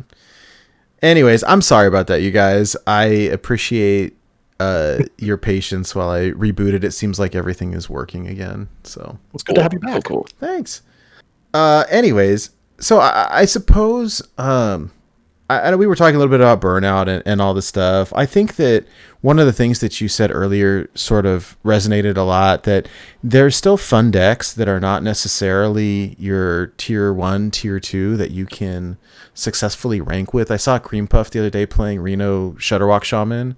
Oh, yeah. And like, dude, he's doing really well with it. Or you had talked about, I've been preaching this for the last several months, that like, Odd Paladin is a sleeper hit, that nobody's playing it for whatever reason, and like the deck is really good. Still really reliable. It's sort of Old Faithful. I think it's very good. The there's not very many new cards. It's relatively cheap dust wise, and the deck is solid. And so there's some things. Uh-oh. We lose him again. No, I'm here. Oh, Okay. we thought we lost. Just awkward silence. It's cool. Oh, okay. There are going to be lots of decks like that. People can find their niche as long as they get practice with it and get comfortable with it. It should be fine. I mean, with the caveat, as long as it's not some like tier F jank, which is certainly out there. You know, there's plenty of stuff in tiers 2 and 3 that can carry someone to Legend with practice and patience. Dude, I was watching Blue Train stream the other day, and he was 1 win away from hitting Legend with Big Shaman, and I was so excited. Yeah, let's go. And I've hit Legend with it before, like way back when, but it's doable. Now it's definitely doable. Yes. Anyhow, I don't know. I appreciate your thoughts and your input on kind of the burnout and trying to do your best to enjoy the game.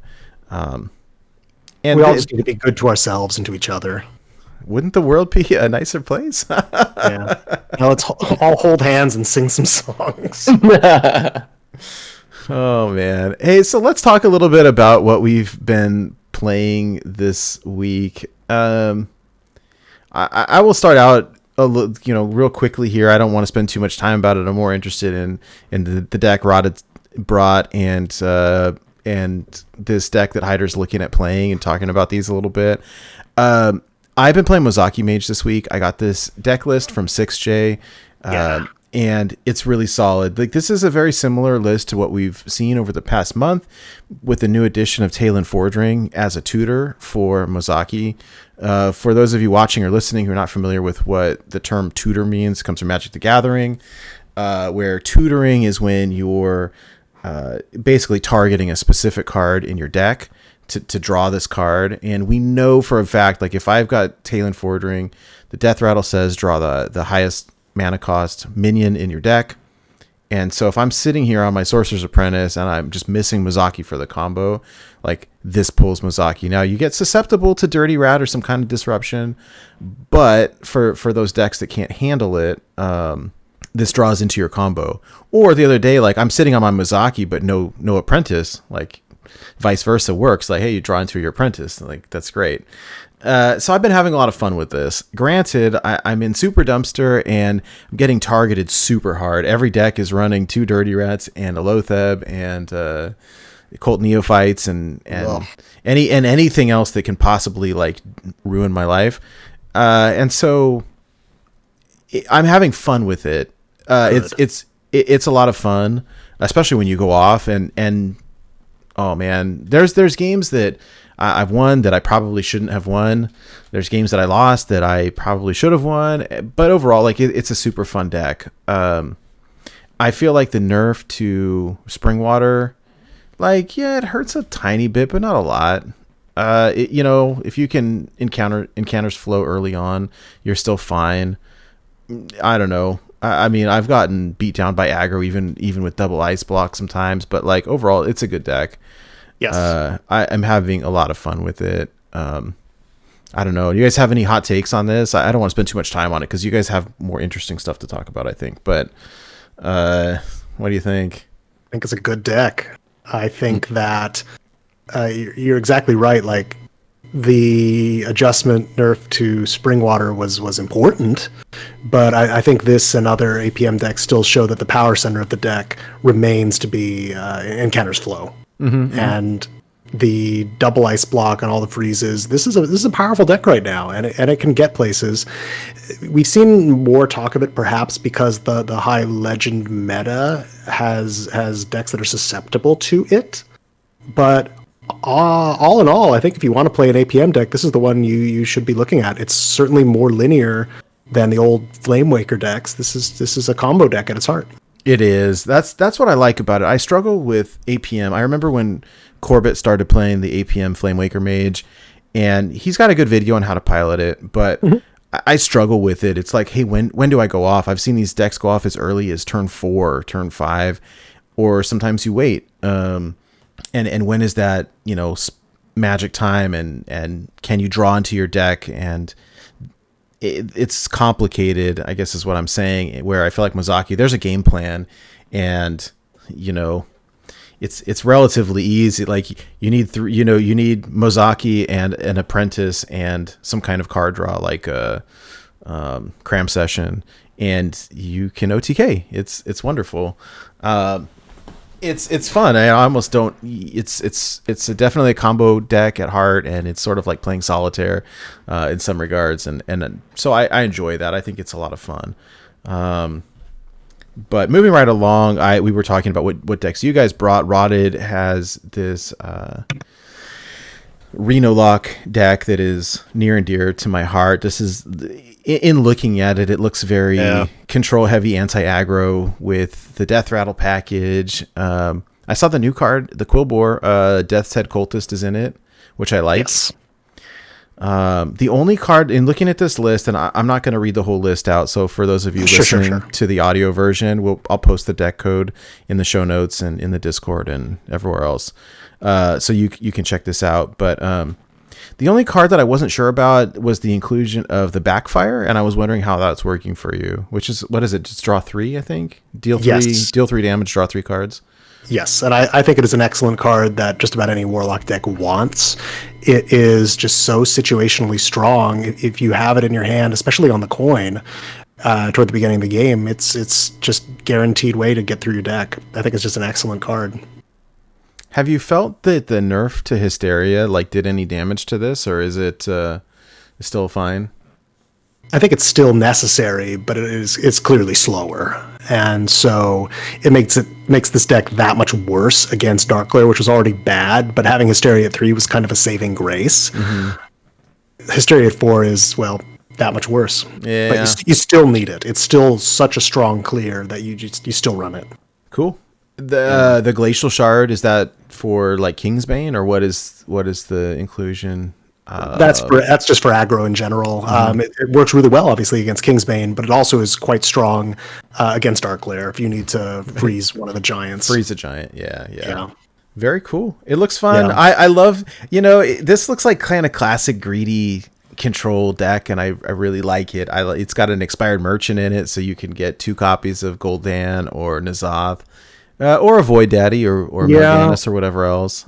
Merchant's been the 30th card. I've experimented a lot in that slot. For a while I had a Hecklebot when APM was hotter. Mm-hmm. For the longest time, and I go in and out with it, I like Deathlord just as a very solid 2/8 on 3. Can soak a lot of damage. Yep.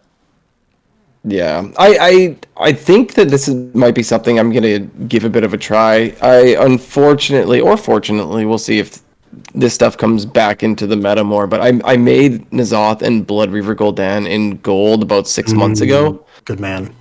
And then suddenly Q Block wasn't really good anymore, and I was very, very sad. And so this is a good excuse to bring those guys out that I had crafted and have not got to really use. There you go. Yeah. This list mostly is targeting aggro and Handbuff Paladin. It's gonna struggle against Darkglare, and it hard loses to Big Priest. Yeah. So you just have to dodge a few things, and you might be okay. I've been running about 50-50 with it. It's okay right now, not great, but it's my comfort zone. Well, and that's the thing, I think, right? If you take a deck that's the tier 2, tier 3, but you're really comfortable piloting it, it's worth the decrease in win rate for the personal enjoyment. And I mean, that's Q Block is my comfort as well. The deck is not good right now, but it's still great against aggro. I don't know. It is what it is. I like it. I think it's solid to take on a climb, though. Yeah. It's certainly doable. And there's what I like about this is there's so many tools. It's essentially just a teched out deck, and there's a lot of different ways that you can play it depending on what you're facing. And so, you end up facing some super greedy deck, or I know I'm playing, an APM Mage or Mozaki. Hey, I can brand Gnome Feratu. Why not? Or I can brand Dirty Rat, or whatever. Or if I'm playing some real slow, grindy Odd Warrior or whatever, I can, space out your threats. Oh, dude, yeah. Or hey, you can really take your time. I can do Brand, Merchant, Zola.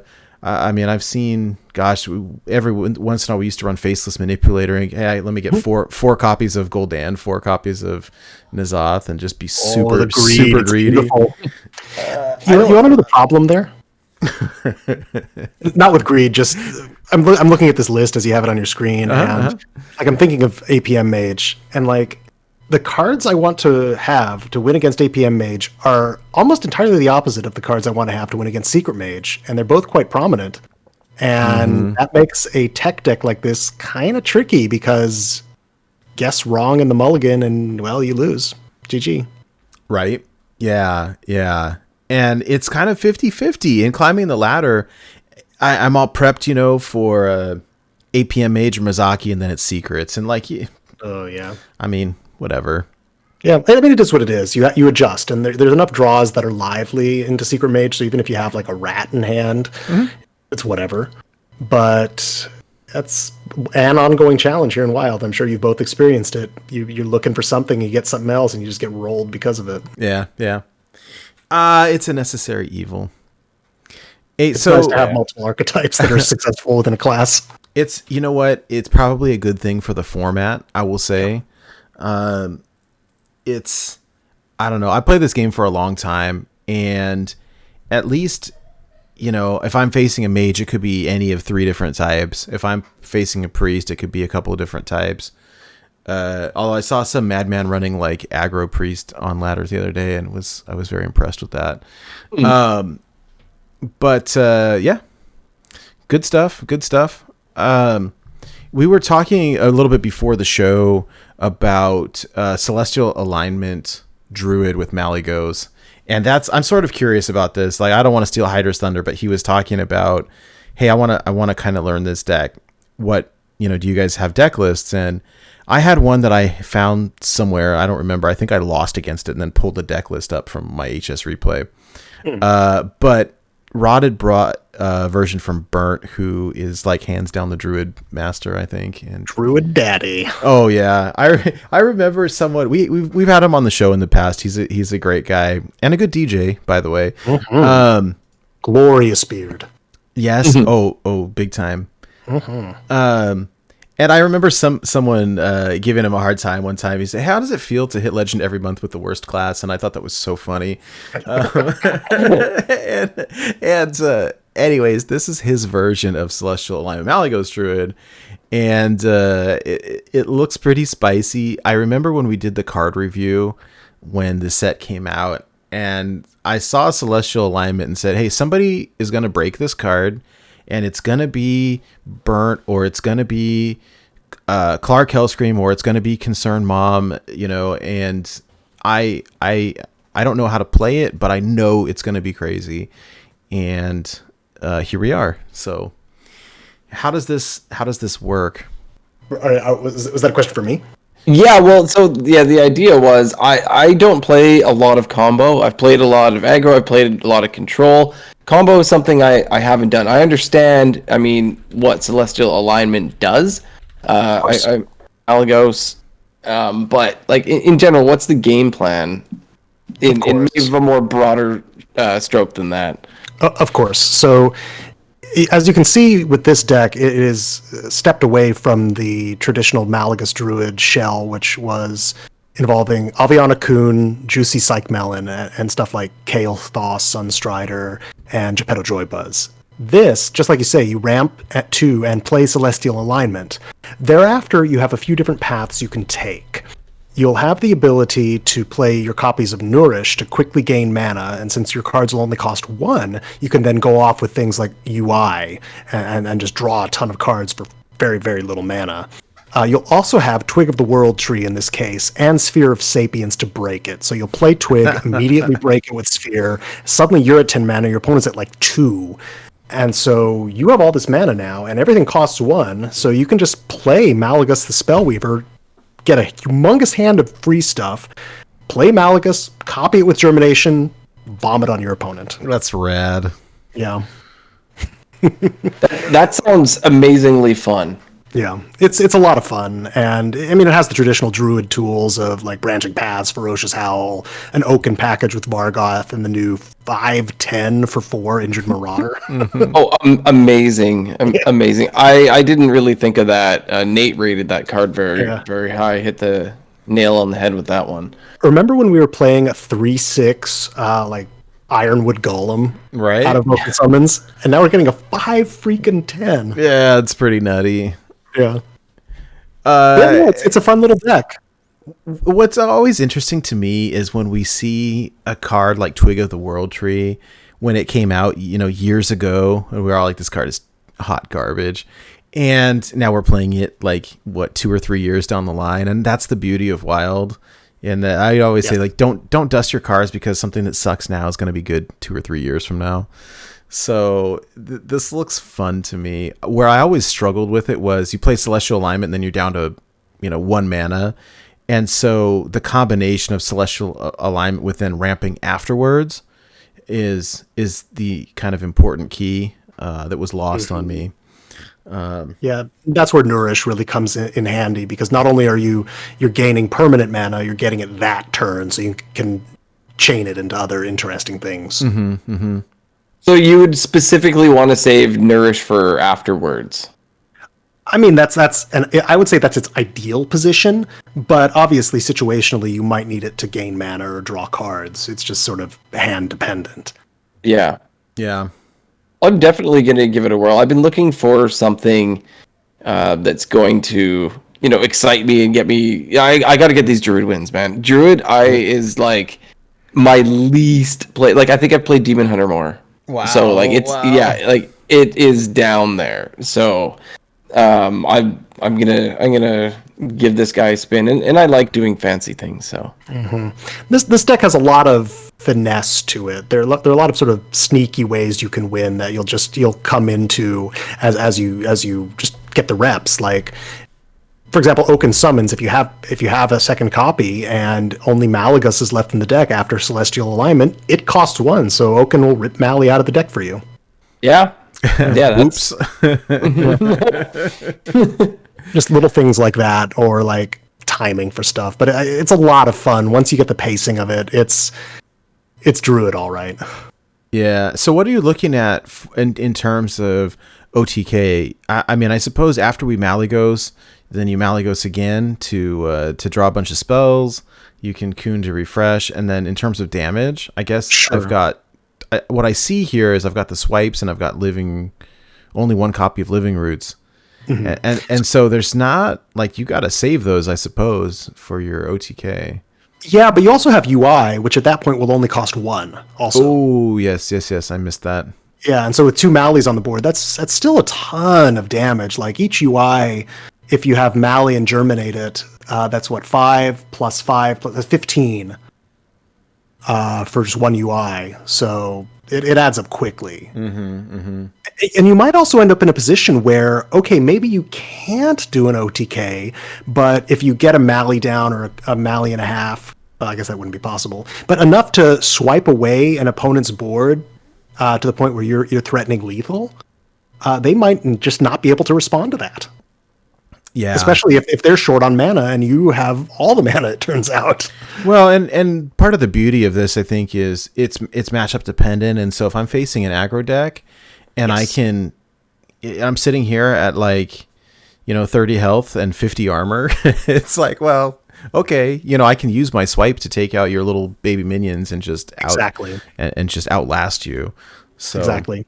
Yeah, the double spreading plagues there too, right? So yeah.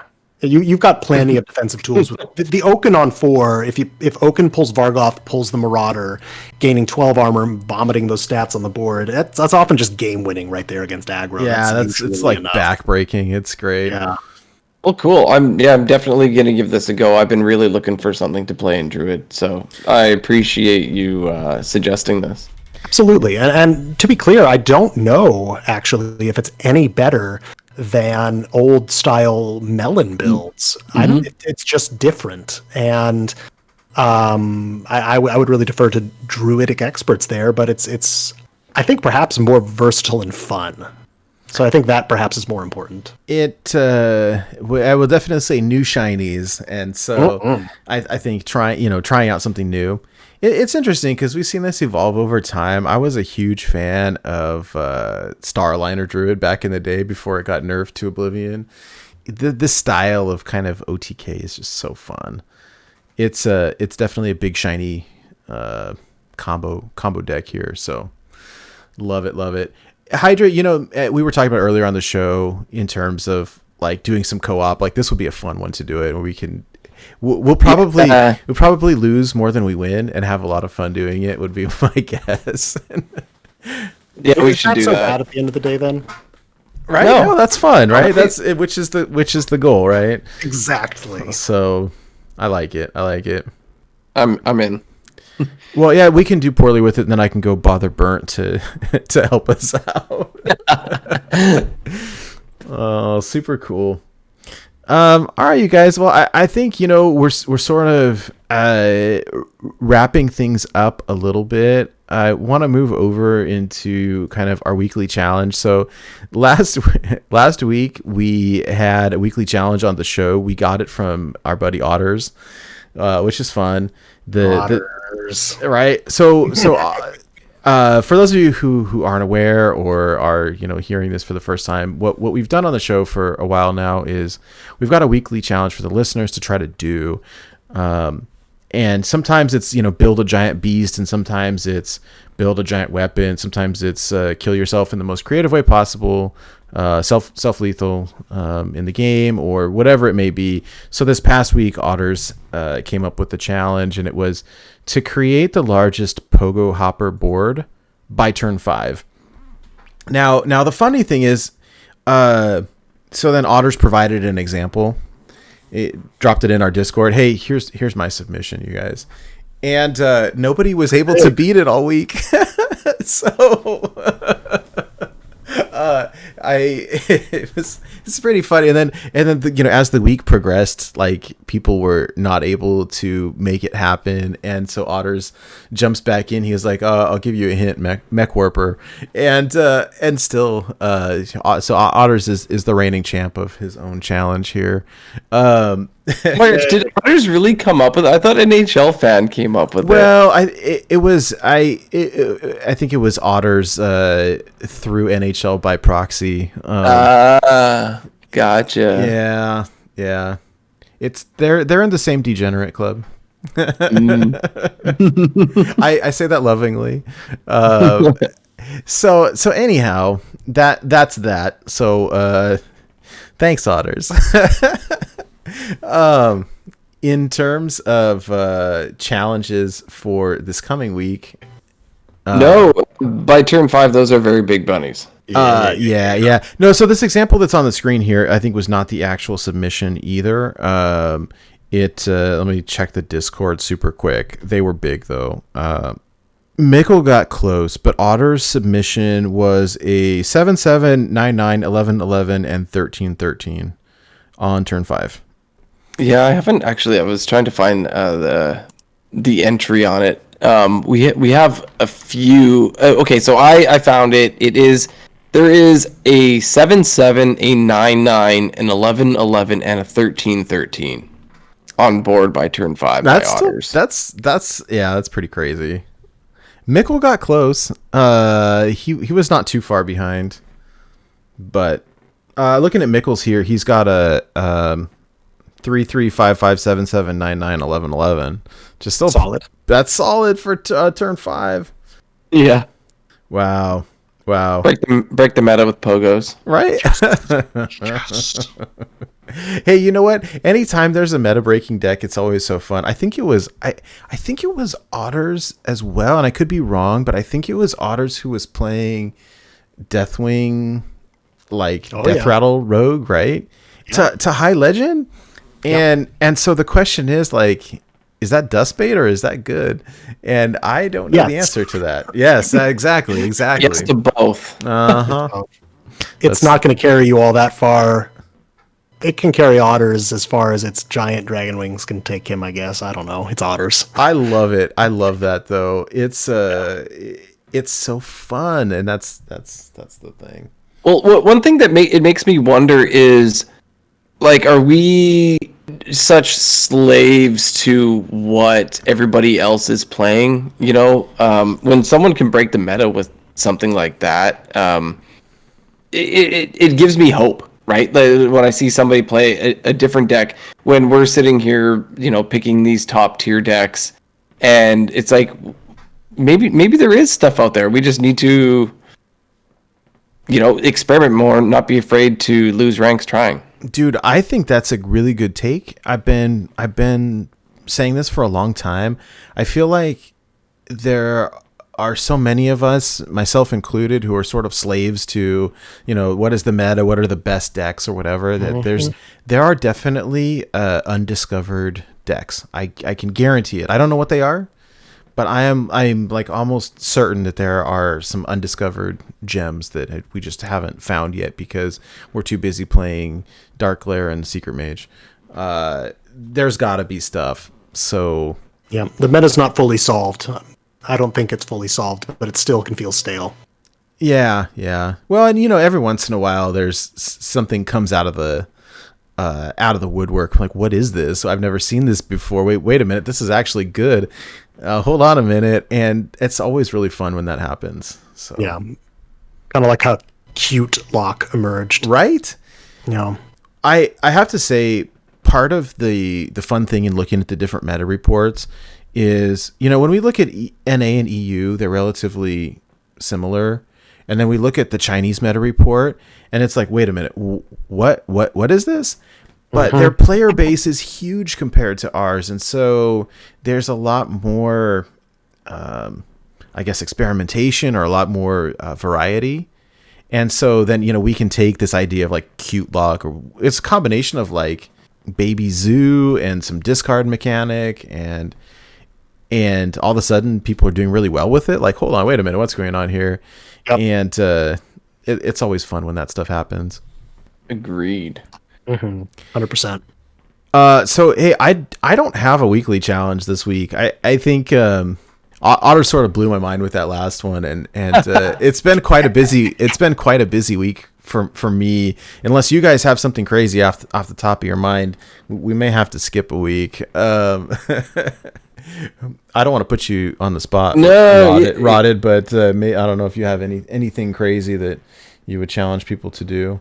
Not particularly. I've been just trying to challenge myself to be better at the mental aspects of the game. So maybe that's the challenge for everyone.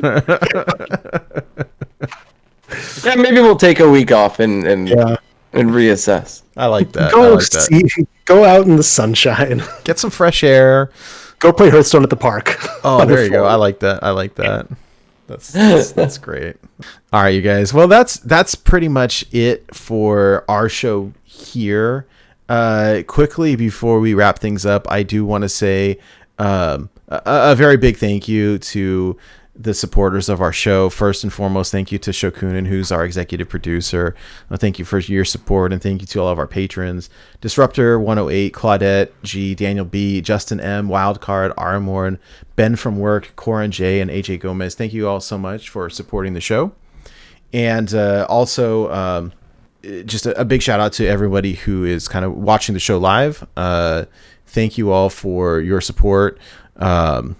If you're watching or listening, you're interested in supporting the show financially, you can visit our website. It's borntobewildhs.com. There's a link to a Find Us page that will take you to our Patreon. If you want to donate $1 or $2 a month, it goes a long way for us. Also, we've got a bunch of awesome merch up on the website. And if you're somebody who's on Twitch a lot, we have several emotes that you can use if you subscribe to us. Again, done by the amazing artist Christina Oe, who is super cool. Yeah, she's awesome. She's super awesome. And also big shout out to Firestone Deck Tracker. If you guys are interested in tracking your games, tracking your collection, Firestone is very, very cool. Along with HS Replay, but they have hooked us up with free premium, and thank you guys very much for that. I recommend their deck tracker. It is free and it's very fun to use. So you guys want to check them out. It's firestoneapp.com. And that's pretty much it for us. Rotted, thank you so much for hanging out tonight. You're welcome. Really, Thank you for having me. really appreciate your time. Thank you for working through all of the technical challenges that we have with Discord tonight. Yeah, how dare you? Right? Yeah. This episode was sponsored by Comcast. So, thank you, Comcast. Really, so much. Hey, Rotted, where can people find you if they want to check out your content? I am TheRottedZombie, at TheRottedZombie, on most platforms. Twitter, Twitch, sometimes on Instagram, meh. But look for me on Twitter and Twitch, at TheRottedZombie. Love it. And yeah. Also to kind of pimp out your Wild Tempo Storm meta reports come out every month. Super cool and super beneficial. I recommend them 100%. So where people can find your meta reports on tempostorm.com? Yes, I publish meta reports with my team at tempostorm.com, and you can hit the Google for Amber Flight Gaming. My team, we're pretty cool. You guys are super cool. Hey, when do you guys do the meta reports? There's a set day for them, right? Yes, we have an internal clock. It can sometimes vary based on circumstances like nerfs or expansions. Mm-hmm. Typically every 2 weeks. Oh wow, that's faster than I even imagined. That's really awesome. So we're in the middle of a writing cycle right now, so you should expect something next week. Awesome. Looking forward to it. Yeah. Very cool. Hey, Hydra, where can people find you? You guys can find me on Twitter and Twitch at Hydralisk_HS. And as always, you can come and check us out in our Discord. You can find me there and many other beautiful, amazing people where we've got a nice community. Come, just hang out. If you're looking just to talk with other people that play this game, or you looking for decks, we've got different channels with all the different deck lists. Good place to be. You can come find me there and a lot of other people in this amazing community. Absolutely. And as for me, very active on Twitter. You can find me at NateWolfTCG. It's NateWolfTCG. More importantly, you can find the show at borntobewildhs.com. Again, borntobewildhs.com. And I would echo very much what Hydra said. One of the main purposes of this show is hanging out with the community, spotlighting members of the community, and the Discord is a great way to do that. There's a lot of people just hanging out, having fun, talking about Hearthstone, sharing deck lists, sharing replays, sharing screenshots, and just having a great time. If you're interested in checking that out, even if you are not a big fan of social media, I think it's a blast. You can find the link to that by going to our website, borntobewildhs.com. You click on the Find Us page, and there's a link to the Discord. And I hope you check it out. Thank you all for hanging out tonight. Thank you very much to the people who are here watching live, hanging out through us, regardless of our technical difficulties. Thank you all to the people watching this on YouTube or listening to the audio version of this podcast. We appreciate you. We have so much fun doing this, and we will see you all next week on another new episode of Born to Be Wild. Bye. Take care, everyone.